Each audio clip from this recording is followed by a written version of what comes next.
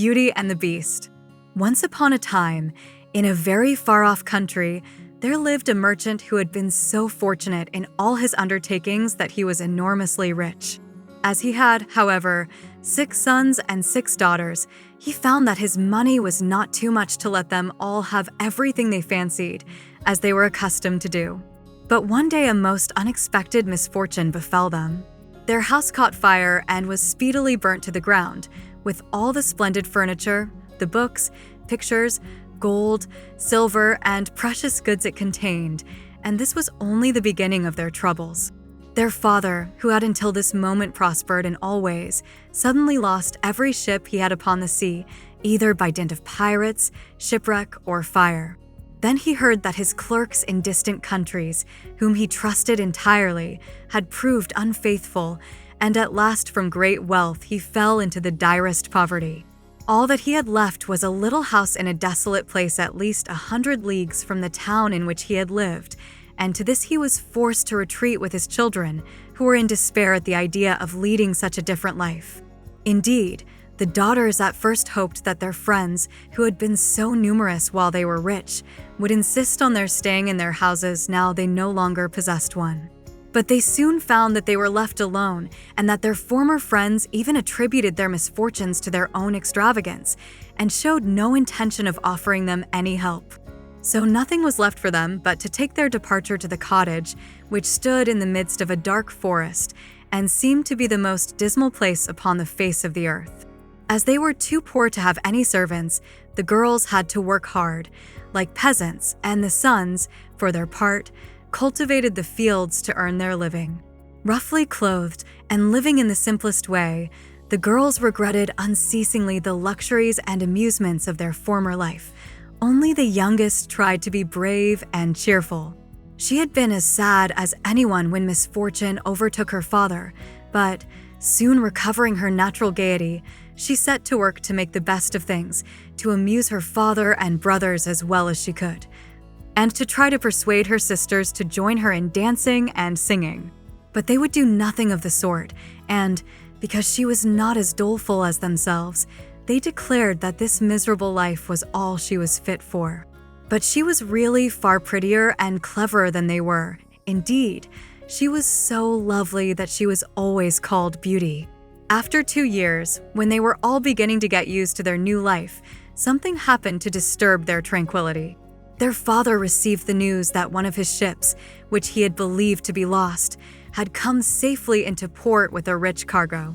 All the sons and daughters at once thought that their poverty was at an end and wanted to set out directly for the town, but their father, who was more prudent, begged them to wait a little, and, though it was harvest time and he could ill be spared, determined to go himself first to make inquiries. Only the youngest daughter had any doubt but that they would soon again be as rich as they were before, or at least rich enough to live comfortably in some town where they would find amusement and gay companions once more. So they all loaded their father with commissions for jewels and dresses which it would have taken a fortune to buy. Only Beauty, feeling sure that it was of no use, did not ask for anything. Her father, noticing her silence, said, "And what shall I bring for you, Beauty?" "The only thing I wish for is to see you come home safely," she answered. But this only vexed her sisters, who fancied she was blaming them for having asked for such costly things. Her father, however, was pleased, but as he thought that at her age she certainly ought to like pretty presents, he told her to choose something. "Well, dear father," she said, "as you insist upon it, I beg that you will bring me a rose. I have not seen one since we came here, and I love them so much." So the merchant set out and reached the town as quickly as possible, but only to find that his former companions, believing him to be dead, had divided between them the goods which the ship had brought. And after 6 months of trouble and expense he found himself as poor as when he started, having been able to recover only just enough to pay the cost of his journey. To make matters worse, he was obliged to leave the town in the most terrible weather, so that by the time he was within a few leagues of his home, he was almost exhausted with cold and fatigue. Though he knew it would take some hours to get through the forest, he was so anxious to be at his journey's end that he resolved to go on. But night overtook him, and the deep snow and bitter frost made it impossible for his horse to carry him any further. Not a house was to be seen. The only shelter he could get was the hollow trunk of a great tree, and there he crouched all the night, which seemed to him the longest he had ever known. In spite of his weariness, the howling of the wolves kept him awake, and even when at last the day broke, he was not much better off, for the falling snow had covered up every path, and he did not know which way to turn. At length he made out some sort of track, and though at the beginning it was so rough and slippery that he fell down more than once, it presently became easier and led him into an avenue of trees which ended in a splendid castle. It seemed to the merchant very strange that no snow had fallen in the avenue, which was entirely composed of orange trees, covered with flowers and fruit. When he reached the first court of the castle, he saw before him a flight of agate steps, and went up them and passed through several splendidly furnished rooms. The pleasant warmth of the air revived him, and he felt very hungry, but there seemed to be nobody in all this vast and splendid palace whom he could ask to give him something to eat. Deep silence reigned everywhere, and at last, tired of roaming through empty rooms and galleries, he stopped in a room smaller than the rest, where a clear fire was burning and a couch was drawn up closely to it. Thinking that this must be prepared for someone who was expected, he sat down to wait till he should come, and very soon fell into a sweet sleep. When his extreme hunger wakened him after several hours, he was still alone, but a little table, upon which was a good dinner, had been drawn up close to him, and as he had eaten nothing for 24 hours, he lost no time in beginning his meal, hoping that he might soon have an opportunity of thanking his considerate entertainer, whoever it might be. But no one appeared, and even after another long sleep, from which he awoke completely refreshed, there was no sign of anybody, though a fresh meal of dainty cakes and fruit was prepared upon the little table at his elbow. Being naturally timid, the silence began to terrify him, and he resolved to search once more through all the rooms, but it was of no use. Not even a servant was to be seen. There was no sign of life in the palace. He began to wonder what he should do, and to amuse himself by pretending that all the treasures he saw were his own, and considering how he would divide them among his children. Then he went down into the garden, and though it was winter everywhere else, here the sun shone, and the birds sang, and the flowers bloomed, and the air was soft and sweet. The merchant, in ecstasies with all he saw and heard, said to himself, "All this must be meant for me. I will go this minute and bring my children to share all these delights." In spite of being so cold and weary when he reached the castle, he had taken his horse to the stable and fed it. Now he thought he would saddle it for his homeward journey, and he turned down the path which led to the stable. This path had a hedge of roses on each side of it, and the merchant thought he had never seen or smelt such exquisite flowers. They reminded him of his promise to Beauty, and he stopped and had just gathered one to take to her when he was startled by a strange noise behind him. Turning round, he saw a frightful beast, which seemed to be very angry, and said, in a terrible voice, "Who told you that you might gather my roses? Was it not enough that I allowed you to be in my palace and was kind to you? This is the way you show your gratitude, by stealing my flowers. But your insolence shall not go unpunished." The merchant, terrified by these furious words, dropped the fatal rose, and, throwing himself on his knees, cried, "Pardon me, noble sir. I am truly grateful to you for your hospitality, which was so magnificent that I could not imagine that you would be offended by my taking such a little thing as a rose." But the beast's anger was not lessened by this speech. "You are very ready with excuses and flattery," he cried, "but that will not save you from the death you deserve."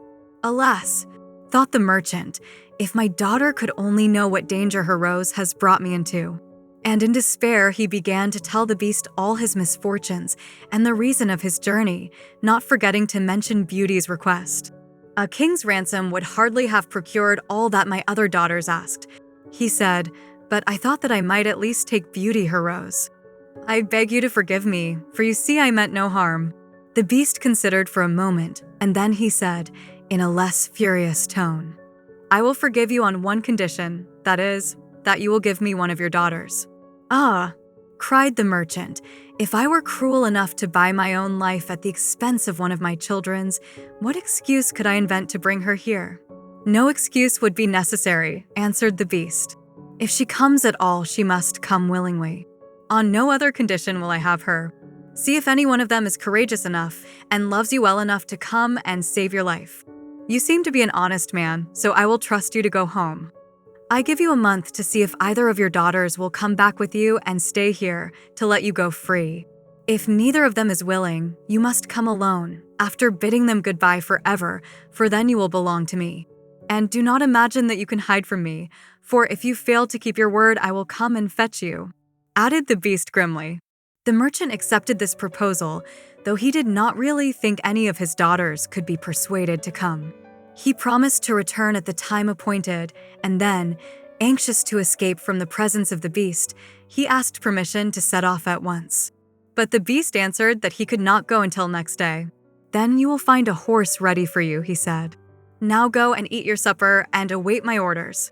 The poor merchant, more dead than alive, went back to his room, where the most delicious supper was already served on the little table, which was drawn up before a blazing fire. But he was too terrified to eat, and only tasted a few of the dishes, for fear the beast should be angry if he did not obey his orders.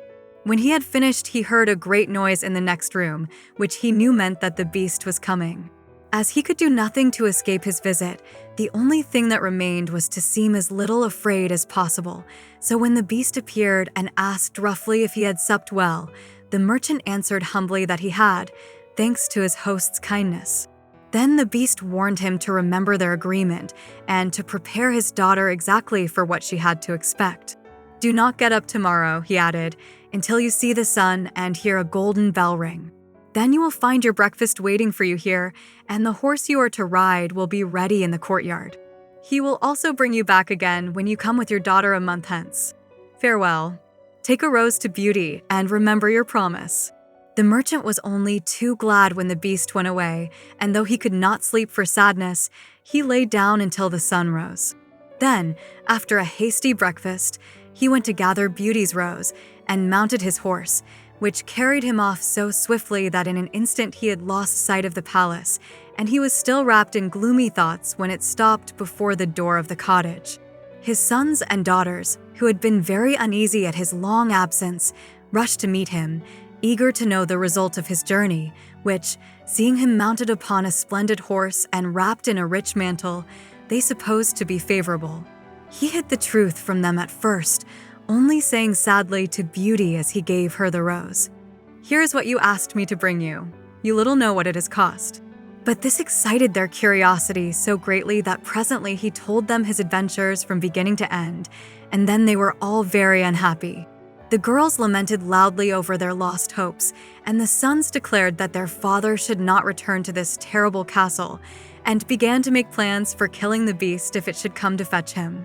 But he reminded them that he had promised to go back. Then the girls were very angry with Beauty and said it was all her fault, and that if she had asked for something sensible this would never have happened, and complained bitterly that they should have to suffer for her folly. Poor Beauty, much distressed, said to them, "I have, indeed, caused this misfortune, but I assure you I did it innocently.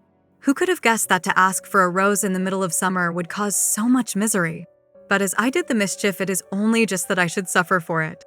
I will therefore go back with my father to keep his promise." At first nobody would hear of this arrangement, and her father and brothers, who loved her dearly, declared that nothing should make them let her go, but Beauty was firm. As the time drew near, she divided all her little possessions between her sisters and said goodbye to everything she loved, and when the fatal day came, she encouraged and cheered her father as they mounted together the horse which had brought him back. It seemed to fly rather than gallop, but so smoothly that Beauty was not frightened. Indeed, she would have enjoyed the journey if she had not feared what might happen to her at the end of it. Her father still tried to persuade her to go back, but in vain. While they were talking, the night fell, and then, to their great surprise, wonderful colored lights began to shine in all directions, and splendid fireworks blazed out before them.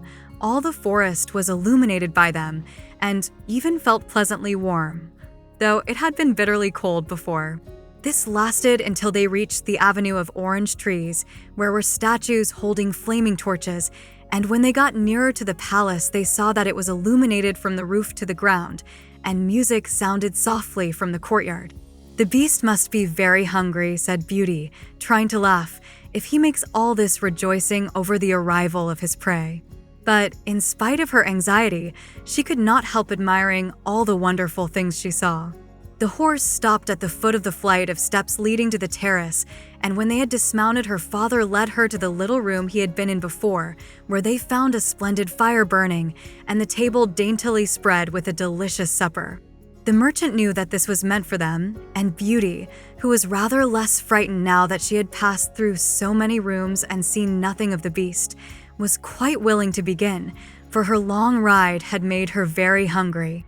But they had hardly finished their meal when the noise of the beast's footsteps was heard approaching, and Beauty clung to her father in terror, which became all the greater when she saw how frightened he was.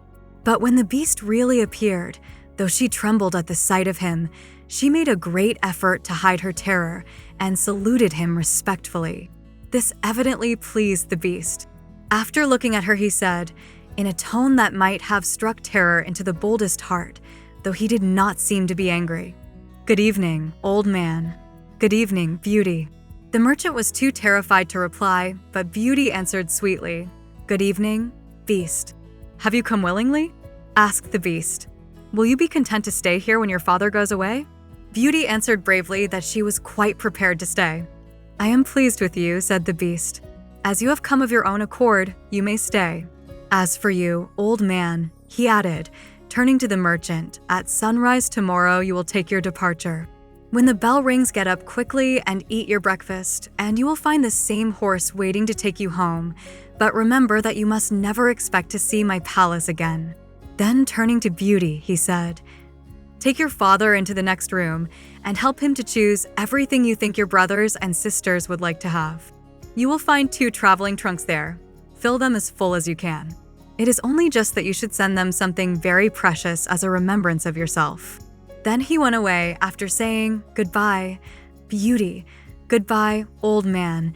And though Beauty was beginning to think with great dismay of her father's departure, she was afraid to disobey the beast's orders, and they went into the next room, which had shelves and cupboards all round it. They were greatly surprised at the riches it contained. There were splendid dresses fit for a queen, with all the ornaments that were to be worn with them, and when Beauty opened the cupboards, she was quite dazzled by the gorgeous jewels that lay in heaps upon every shelf. After choosing a vast quantity, which she divided between her sisters, for she had made a heap of the wonderful dresses for each of them, she opened the last chest, which was full of gold. "I think, father," she said, "that, as the gold will be more useful to you, we had better take out the other things again and fill the trunks with it." So they did this, but the more they put in, the more room there seemed to be, and at last they put back all the jewels and dresses they had taken out, and Beauty even added as many more of the jewels as she could carry at once, and then the trunks were not too full. But they were so heavy that an elephant could not have carried them. "The beast was mocking us," cried the merchant. "He must have pretended to give us all these things, knowing that I could not carry them away." "Let us wait and see," answered Beauty. "I cannot believe that he meant to deceive us. All we can do is to fasten them up and leave them ready." So they did this and returned to the little room, where, to their astonishment, they found breakfast ready. The merchant ate his with a good appetite, as the beast's generosity made him believe that he might perhaps venture to come back soon and see Beauty. But she felt sure that her father was leaving her forever, so she was very sad when the bell rang sharply for the second time and warned them that the time had come for them to part. They went down into the courtyard, where 2 horses were waiting, one loaded with the 2 trunks, the other for him to ride. They were pawing the ground in their impatience to start, and the merchant was forced to bid Beauty a hasty farewell, and as soon as he was mounted, he went off at such a pace that she lost sight of him in an instant. Then Beauty began to cry and wandered sadly back to her own room. But she soon found that she was very sleepy, and as she had nothing better to do, she lay down and instantly fell asleep. And then she dreamed that she was walking by a brook bordered with trees and lamenting her sad fate when a young prince, handsomer than anyone she had ever seen, and with a voice that went straight to her heart, came and said to her, "Ah, beauty, you are not so unfortunate as you suppose. Here you will be rewarded for all you have suffered elsewhere. Your every wish shall be gratified. Only try to find me out, no matter how I may be disguised, as I love you dearly, and in making me happy you will find your own happiness. Be as true-hearted as you are beautiful, and we shall have nothing left to wish for. What can I do, Prince, to make you happy?" said Beauty. "Only be grateful," he answered, "and do not trust too much to your eyes. And above all, do not desert me until you have saved me from my cruel misery." After this, she thought she found herself in a room with a stately and beautiful lady who said to her, "Dear Beauty, try not to regret all you have left behind you, for you are destined to a better fate. Only do not let yourself be deceived by appearances." Beauty found her dream so interesting that she was in no hurry to awake, but presently the clock roused her by calling her name softly 12 times, and then she got up and found her dressing table set out with everything she could possibly want. And when her toilet was finished, she found dinner was waiting in the room next to hers. But dinner does not take very long when you are all by yourself, and very soon she sat down cozily in the corner of a sofa and began to think about the charming prince she had seen in her dream. "He said I could make him happy," said Beauty to herself. "It seems, then, that this horrible beast keeps him a prisoner. How can I set him free? I wonder why they both told me not to trust to appearances? I don't understand it. But after all, it was only a dream, so why should I trouble myself about it? I had better go and find something to do to amuse myself."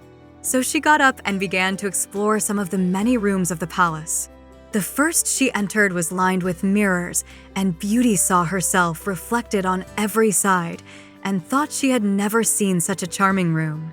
Then a bracelet which was hanging from a chandelier caught her eye, and on taking it down she was greatly surprised to find that it held a portrait of her unknown admirer, just as she had seen him in her dream. With great delight, she slipped the bracelet on her arm and went on into a gallery of pictures, where she soon found a portrait of the same handsome prince, as large as life, and so well painted that as she studied it he seemed to smile kindly at her. Tearing herself away from the portrait at last, she passed through into a room which contained every musical instrument under the sun, and here she amused herself for a long while in trying some of them and singing until she was tired.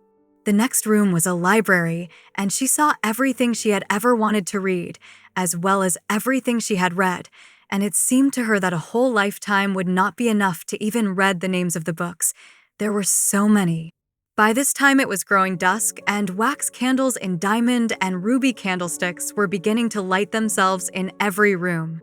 Beauty found her supper served just at the time she preferred to have it, but she did not see anyone or hear a sound, and though her father had warned her that she would be alone, she began to find it rather dull. But presently she heard the beast coming and wondered tremblingly if he meant to eat her up now. However, as he did not seem at all ferocious and only said gruffly, "Good evening, Beauty," she answered cheerfully and managed to conceal her terror. Then the beast asked her how she had been amusing herself, and she told him all the rooms she had seen. Then he asked if she thought she could be happy in his palace, and Beauty answered that everything was so beautiful that she would be very hard to please if she could not be happy. And after about an hour's talk, Beauty began to think that the beast was not nearly so terrible as she had supposed at first. Then he got up to leave her and said in his gruff voice, "Do you love me, Beauty? Will you marry me?" "Oh, what shall I say?" cried Beauty, for she was afraid to make the beast angry by refusing. "Say yes or no, without fear," he replied. "Oh!" "No, beast," said Beauty hastily. "Since you will not, good night, Beauty," he said. And she answered, "Good night, beast," very glad to find that her refusal had not provoked him. And after he was gone, she was very soon in bed and asleep and dreaming of her unknown prince. She thought he came and said to her, "Ah, Beauty, why are you so unkind to me? I fear I am fated to be unhappy for many a long day still." And then her dreams changed, but the charming prince figured in them all, and when morning came, her first thought was to look at the portrait and see if it was really like him, and she found that it certainly was. This morning, she decided to amuse herself in the garden, for the sun shone and all the fountains were playing, but she was astonished to find that every place was familiar to her. And presently she came to the brook where the myrtle trees were growing, where she had first met the prince in her dream, and that made her think more than ever that he must be kept a prisoner by the beast. When she was tired, she went back to the palace and found a new room full of materials for every kind of work, ribbons to make into bows, and silks to work into flowers. Then there was an aviary full of rare birds, which were so tame that they flew to Beauty as soon as they saw her and perched upon her shoulders and her head. "Pretty little creatures," she said, "how I wish that your cage was nearer to my room, that I might often hear you sing." So saying, she opened a door and found, to her delight, that it led into her own room, though she had thought it was quite the other side of the palace. There were more birds in a room farther on, parrots and cockatoos that could talk, and they greeted Beauty by name. Indeed, she found them so entertaining that she took one or two back to her room, and they talked to her while she was at supper. After which the beast paid her his usual visit and asked her the same questions as before, and then with a gruff goodnight he took his departure, and Beauty went to bed to dream of her mysterious prince. The days passed swiftly in different amusements, and after a while Beauty found out another strange thing in the palace, which often pleased her when she was tired of being alone. There was one room which she had not noticed particularly. It was empty, except that under each of the windows stood a very comfortable chair. And the first time she had looked out of the window, it had seemed to her that a black curtain prevented her from seeing anything outside. But the second time she went into the room, happening to be tired, she sat down in one of the chairs, when instantly the curtain was rolled aside, and a most amusing pantomime was acted before her. There were dances and colored lights and music and pretty dresses, and it was all so gay that Beauty was in ecstasies. After that, she tried the other 7 windows in turn, and there was some new and surprising entertainment to be seen from each of them, so that Beauty never could feel lonely anymore. Every evening after supper the beast came to see her, and always before saying goodnight asked her in his terrible voice, "Beauty, will you marry me?" And it seemed to Beauty, now she understood him better, that when she said, "No, beast," he went away quite sad. But her happy dreams of the handsome young prince soon made her forget the poor beast, and the only thing that at all disturbed her was to be constantly told to distrust appearances, to let her heart guide her and not her eyes, and many other equally perplexing things, which, consider as she would, she could not understand. So everything went on for a long time, until at last, happy as she was, Beauty began to long for the sight of her father and her brothers and sisters, and one night, seeing her look very sad, the beast asked her what was the matter. Beauty had quite ceased to be afraid of him. Now she knew that he was really gentle in spite of his ferocious looks and his dreadful voice. So she answered that she was longing to see her home once more. Upon hearing this, the beast seemed sadly distressed and cried miserably, "Ah, Beauty, have you the heart to desert an unhappy beast like this? What more do you want to make you happy? Is it because you hate me that you want to escape?" "No, dear beast," answered Beauty softly, "I do not hate you, and I should be very sorry never to see you anymore, but I long to see my father again. Only let me go for 2 months, and I promise to come back to you and stay for the rest of my life." The beast, who had been sighing dolefully while she spoke, now replied, "I cannot refuse you anything you ask, even though it should cost me my life. Take the 4 boxes you will find in the room next to your own, and fill them with everything you wish to take with you. But remember your promise and come back when the 2 months are over, or you may have cause to repent it, for if you do not come in good time, you will find your faithful beast dead. You will not need any chariot to bring you back. Only say goodbye to all your brothers and sisters the night before you come away, and when you have gone to bed, turn this ring round upon your finger and say firmly, 'I wish to go back to my palace and see my beast again. Good night, Beauty.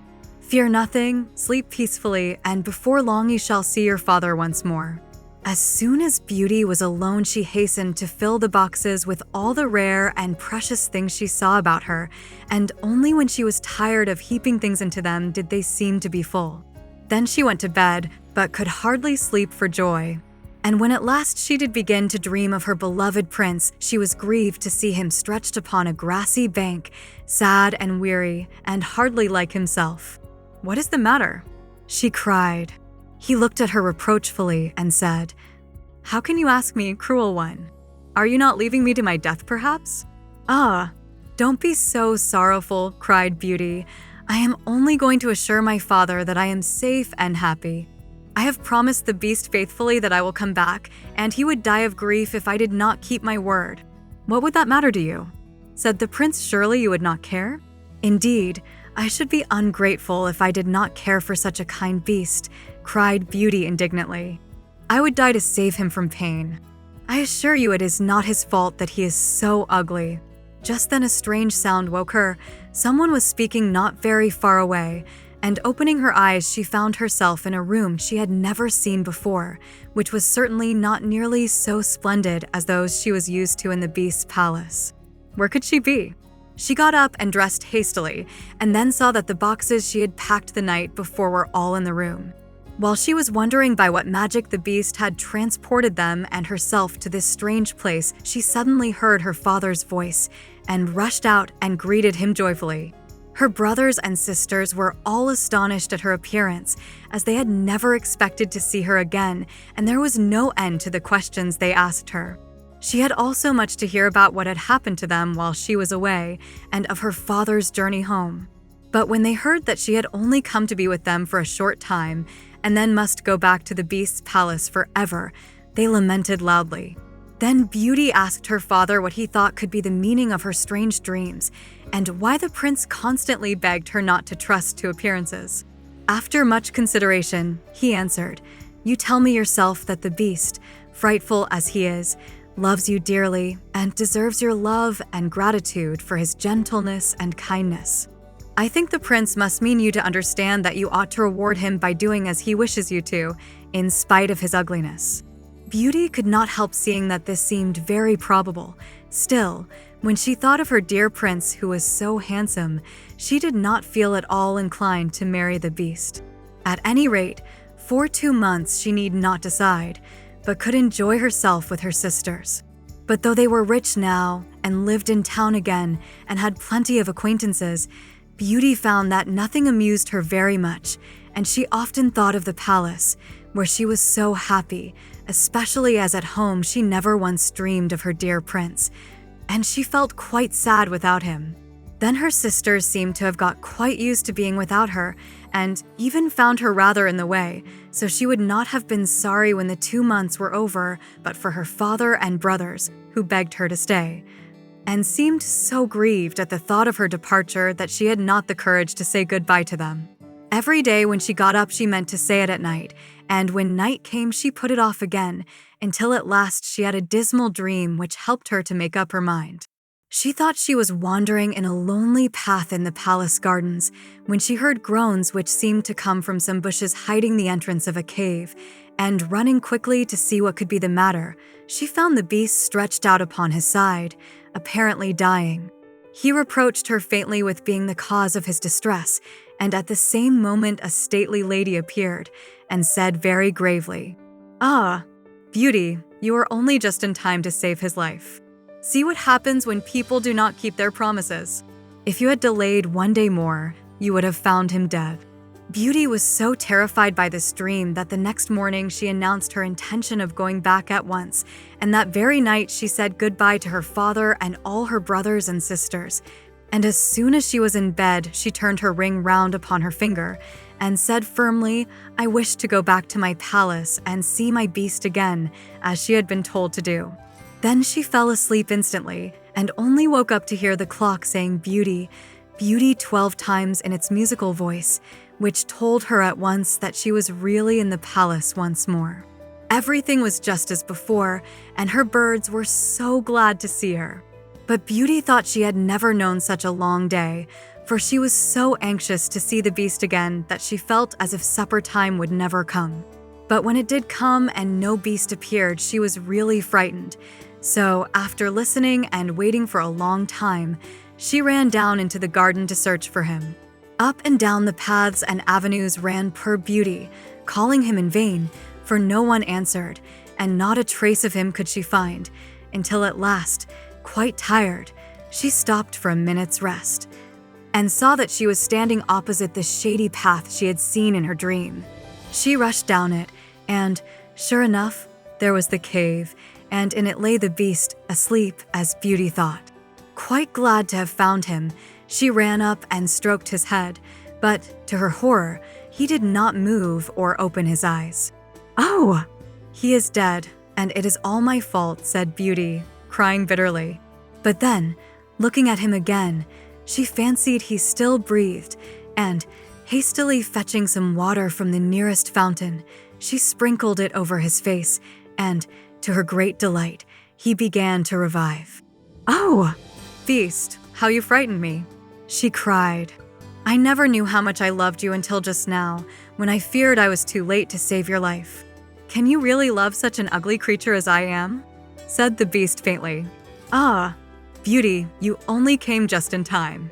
I was dying because I thought you had forgotten your promise. But go back now and rest. I shall see you again by and by." Beauty, who had half expected that he would be angry with her, was reassured by his gentle voice and went back to the palace, where supper was awaiting her, and afterward the beast came in as usual and talked about the time she had spent with her father, asking if she had enjoyed herself and if they had all been very glad to see her. Beauty answered politely and quite enjoyed telling him all that had happened to her. And when at last the time came for him to go, and he asked, as he had so often asked before, "Beauty, will you marry me?" she answered softly, "Yes, dear beast."